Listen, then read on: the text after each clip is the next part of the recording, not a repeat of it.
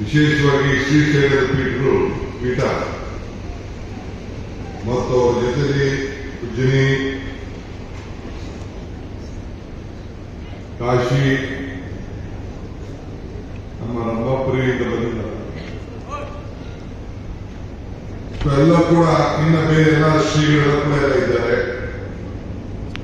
ಅವರೆಲ್ಲ ಪಾದಗಳಿಗೆ ನನ್ನ ಸಾಷ್ಟಾಂಗ ನಮಸ್ಕಾರಗಳನ್ನು ಅರ್ಪಿಸಲಿಕ್ಕೆ ನಾನು ಬಯಸ್ತಾ ಇದ್ದೇನೆ.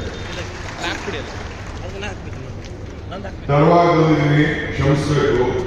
ನಾನು ಹೈದರಾಬಾದ್ನಲ್ಲಿ ಉಪಮುಖ್ಯಮಂತ್ರಿ ಮನೆಯಲ್ಲಿ ಒಂದು ಮದುವೆ ಕಾರ್ಯಕ್ರಮ ಇತ್ತು. ನಾವೆಲ್ಲ ಹೋಗಿದ್ದು ಅಲ್ಲಿಂದ ಹೈದರಾಬಾದಿಂದ ಇಲ್ಲಿಗೆ ಒಂದು ಕೋಲಾಪುರದಿಂದ ಇಲ್ಲಿಗೆ ಒಂದು ರಸ್ತೆನೂ ಸರಿ ಯಾವ ಬೇರೆ ರೂಪದಲ್ಲಿ ಕರ್ಕೊಂಡು ಇಲ್ಲ ಜಲ್ದಿ ಬರ್ತದೆ, ಕ್ಷಮಿಸಬೇಕು. ನಾನು ಈ ಒಂದು ಪವಿತ್ರವಾದಂತಹ ಕಾರ್ಯಕ್ರಮ ನೋಡಿದೆ. ನನಗೆ ಇಲ್ಲಿ ಬಂದ ಮೇಲೆ ಗೊತ್ತಾಯ್ತು, ನಾನು ಇನ್ವಿಟೇಷನ್ ನೋಡೋ ಟೈಮ್ ಸಿಕ್ಕಿಲ್ಲ ನನಗೆ. ಈ ದೇಶದ ಉಪರಾಷ್ಟ್ರಪತಿಗಳು ಮತ್ತು ನಮ್ಮ ಗವರ್ನರ್ ಸಾಹೇಬರು ಕೂಡ ಜನವತ್ತ ರಾಜ್ಯಪಾಲರು ಕೂಡ ಬಂದಿದ್ರು ಅಂತ ತಿಳಿಯಿತು. ಇಷ್ಟು ದೊಡ್ಡ ಧರ್ಮಪೀಠದ ಎಲ್ಲ ಗುರುಗಳು ಇಲ್ಲಿ ಸೇರಿ ಇಲ್ಲಿ ವೀರಭದ್ರೇಶ್ವರ ದೇವಸ್ಥಾನದ ಕಾಳಸಿದ್ದೇಶ್ವರ ಮಠದ ಈ ರಾಜಗೋಪುರ ಲೋಕಾರ್ಪಣೆ ಮತ್ತು ಈ ಧರ್ಮದ ಸಭೆ ಇಲ್ಲಿ ಸೇರಿ 9 ಗಂಟೆ 8 ಗಂಟೆ 9 ಗಂಟೆಯಿಂದಲೇ ಇಷ್ಟು ಆದರೂ ಕೂಡ 3 ಗಂಟೆ ಆಗಿದೆ. ಎಲ್ಲ ಶ್ರೀಗಳ ಆಶೀರ್ವಚನವನ್ನು ಕೂಡ ಬಹುಶಃ ತಾವೆಲ್ಲ ಕೇಳಿರ್ಬೋದು. ಬಹಳ ಅನೇಕ ದಿನಗಳಿಂದ ಈ ಕಾರ್ಯಕ್ರಮ ನಡೀತಾ ಇದೆ. ಕುಂಭಾಭಿಷೇಕ ಕಾರ್ಯಕ್ರಮ 1ನೇ ತಾರೀಕಿನಿಂದ 6ನೇ ತಾರೀಕುವರೆಗೂ ಈ ಕಾರ್ಯಕ್ರಮ ಇಷ್ಟು ವಿಜೃಂಭಣೆಯಿಂದ ನಡೀತಾ ಇದೆ. ಈ ಕಾರ್ಯಕ್ರಮ ನೋಡಿದ್ರೆ ನನಗೆ ಪುರಂದರದಾಸರು ಒಂದು ಮಾತು ನನಗೆ ನೆನಪುತ್ತದೆ. ಇದು ಭಾಗ್ಯವಯ್ಯ ಬದುಕನಾಮನ ಪಾದವೇ ಪರಮ ಸುಖವಯ್ಯ ಅಂತೇಳಿ. ಹಂಗೆ ಇವತ್ತು ಬಂದು ಇಂಥ ಒಂದು ಪವಿತ್ರವಾದಂತಹ ಐತಿಹಾಸಿಕವಾದಂತಹ ಧರ್ಮದ ಕಾರ್ಯಕ್ರಮದಲ್ಲಿ ಪಾಲ್ಗೊಂಡಿದ್ದೇ ನನ್ನ ಭಾಗ್ಯ ಅಂತೇಳಿ ಭಾವಿಸುತ್ತೇನೆ. ಅಮ್ಮನ ನೆನಪು ಪ್ರೀತಿಯ ಮೂಲ, ಗುರುವಿನ ನೆನಪು ಜ್ಞಾನದ ಮೂಲ,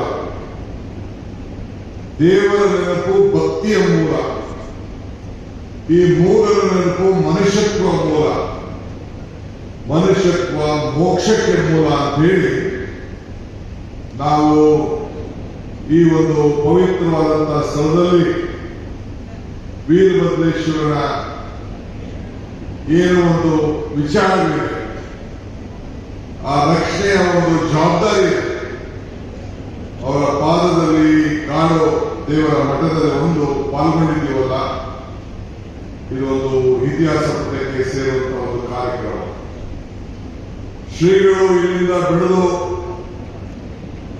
ಏನು ಶ್ರೀಶೈಲ ಮಠಕ್ಕೆ ಹೋಗಿ ಈ ಭಾಗ ಅದನ್ನೆಲ್ಲ ಕೂಡ ಅಭಿವೃದ್ಧಿಯನ್ನು ಮಾಡಿ ಅವರ ಬದುಕಿನಲ್ಲಿ ಧರ್ಮವನ್ನು ಉಳಿಸಬೇಕು.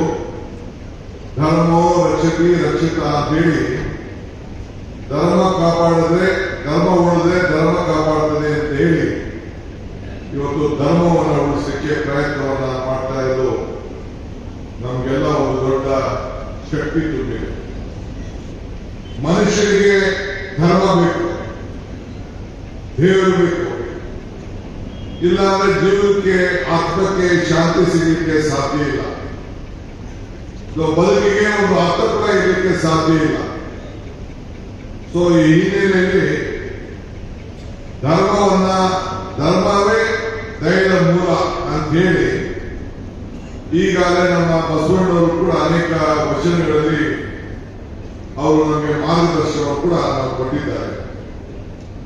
ಈ ವೀರಭದ್ರೇಶ್ವರನ ದೇವಸ್ಥಾನದ ಕಾರ್ಯಕ್ರಮದಲ್ಲಿ ನಾವೆಲ್ಲ ಪಾಲ್ಗೊಂಡು ನಮ್ಮ ಶಿವನ ಮೂಲ, ಶಿವನ ಈ ದೇಶಕ್ಕೆ ದೊಡ್ಡ ಮೂಲ ಧರ್ಮದಲ್ಲಿ ನಾನು ಯಾವಾಗಲೂ ಒಂದು ಮಾತು ಹೇಳ್ತಾ ಇದ್ದೇನೆ.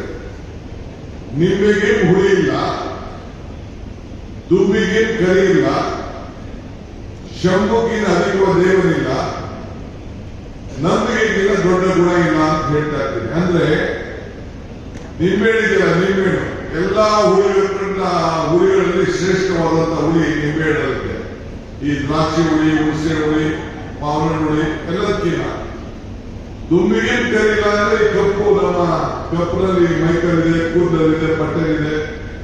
ಆದ್ರೆ ನಮ್ಮ ಹಳ್ಳಿ ಓಡಾಡುವಂತ ದುಂಬಿ ಬಹಳ ಶ್ರೇಷ್ಠವಾದದ್ದು ಮ್ಯಾಸ್ ಅಂತ ಬರೀತಾ ಇರ್ತದೆ. ಅಂತ ಒಂದು ಕಾರ್ಯಕ್ರಮ, ಅಂತ ಒಂದು ದುಂಬಿ ಶ್ರೇಷ್ಠ. ಶಂಭು ಅಂದ್ರೆ ಶಿವ.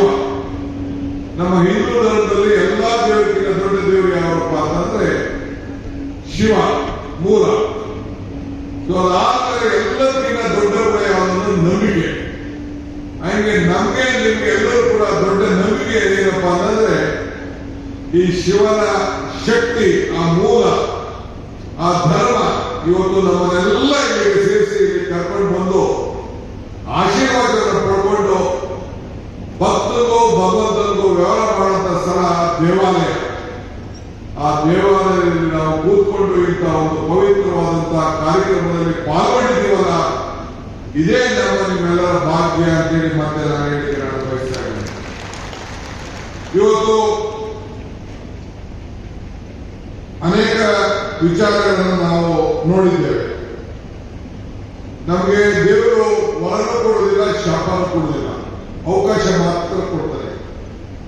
ಶ್ರೀಗಳು ಹೇಳ್ತಾ ಇದ್ದಾರೆ ಮಾತಾಡಬೇಕಾದ್ರೆ, ಈ ಕ್ಷೇತ್ರದ ಜನಪ್ರಿಯ ಶಾಸಕರು ಮತ್ತು ನಮ್ಮ ವಿಧಾನ ಪರಿಷತ್ತಿನ ಸದಸ್ಯರು ಪ್ರಕಾಶ್ ಹುಕ್ಕೇರಿ ಮತ್ತು ಅವರ ಸುಪುತ್ರ ನಮ್ಮ ಶಾಸಕರ ಮಿತ್ರ ಅವರು ಈ ಭಾಗದಲ್ಲಿ ಗಣೇಶ್ ಅವರೆಲ್ಲ ಈ ಒಂದು ಭಾಗದ ಅಭಿವೃದ್ಧಿಗೆ, ಈ ಕ್ಷೇತ್ರ, ಈ ಒಂದು ಧರ್ಮ ಕ್ಷೇತ್ರ ಕೂಡ ಶ್ರೀಗಳ ಮಾರ್ಗದರ್ಶನ ಪಡ್ಕೊಂಡು ಲೋಕ ಕಲ್ಯಾಣಕ್ಕೋಸ್ಕರ ತನ್ನ ಸ್ವಾರ್ಥವನ್ನು ಬಿಟ್ಟು ಇವತ್ತು ಕೊಡುಗೆ ದಾನಿಯಾಗಿ ಇವತ್ತು ಅವರು ಉತ್ತಮವಾದಂತ ಸಹಾಯವನ್ನು ಮಾಡಿ ಇದಕ್ಕೆ ನಾನು ಎಷ್ಟು ದಿನ ಇದ್ದೀನಿ ಅದು ಮುಖ್ಯ ಅಲ್ಲ. ಮನುಷ್ಯನ ಹುಟ್ಟು ಆಕಸ್ಮಿಕವಾದ್ದು, ಸಾವು ಅನಿವಾರ್ಯ, ಜನನ ಉಚಿತ, ಮರಣ ಖಚಿತ. ಈ ಹುಟ್ಟು ಸಾವಿನ ಮಧ್ಯದಲ್ಲಿ ನಾವೇನು ಮಾಡ್ತೀವಿ ಬಹಳ ಮುಖ್ಯ ಅಂತ ಹೇಳಿ ಇವತ್ತು ಅವರ ಬದುಕಿನಲ್ಲಿ ಇಂಥ ಒಂದು ಧರ್ಮದ ಕೆಲಸವನ್ನು ಮಾಡಿ ಸಾಕ್ಷಿ ಗುಡ್ಡೆಯನ್ನು ಬಿಟ್ಟು ಹೋಗಿದ್ದಾರೆ ಅಂತ ಹೇಳಿಕ್ಕೆ ನನಗೆ ಬಹಳ ಸಂತೋಷ ಆಗ್ತದೆ. ನಮ್ಮ ಪ್ರಭಾಕರ್ ಕೋಲಿ ಕೂಡ ಇದ್ದಾರೆ. ಅವರು ಕೂಡ ಧಾರ್ಮಿಕವಾಗಿ, ಸಾಮಾಜಿಕವಾಗಿ, ಶೈಕ್ಷಣಿಕವಾಗಿ ಇಡೀ ನಮ್ಮ ಕರ್ನಾಟಕ ರಾಜ್ಯದಲ್ಲಿ ಒಂದು ವಿಶೇಷವಾದಂತಹ ಶಕ್ತಿ ರೂಪವನ್ನು ಕೊಟ್ಟು ಅವರಿಗೆ ಇದ್ದಂತಹ ಜವಾಬ್ದಾರಿಯನ್ನು ಇವತ್ತು ಈ ರಾಜ್ಯಕ್ಕೆ ಶಿಕ್ಷಣ ಕ್ಷೇತ್ರದಲ್ಲಿ ಇವತ್ತು ದೊಡ್ಡ ಕ್ರಾಂತಿಯನ್ನು ಉಂಟು ಮಾಡೋದನ್ನ ನಾವು ಯಾರು ಕೂಡ ಮರಲಿಕ್ಕೆ ಸಾಧ್ಯ ಇಲ್ಲ. ಇವತ್ತು ನಾನು ಹೆಚ್ಚಿನ ವಿಡಿಯೋಗಳಿಗೆ ಪ್ರತಿಧ್ವನಿ ಯೂಟ್ಯೂಬ್ ಚಾನೆಲ್ ಸಬ್ಸ್ಕ್ರೈಬ್ ಮಾಡಿ, ಬೆಲ್ ಐಕಾನ್ ಕ್ಲಿಕ್ ಮಾಡಿ.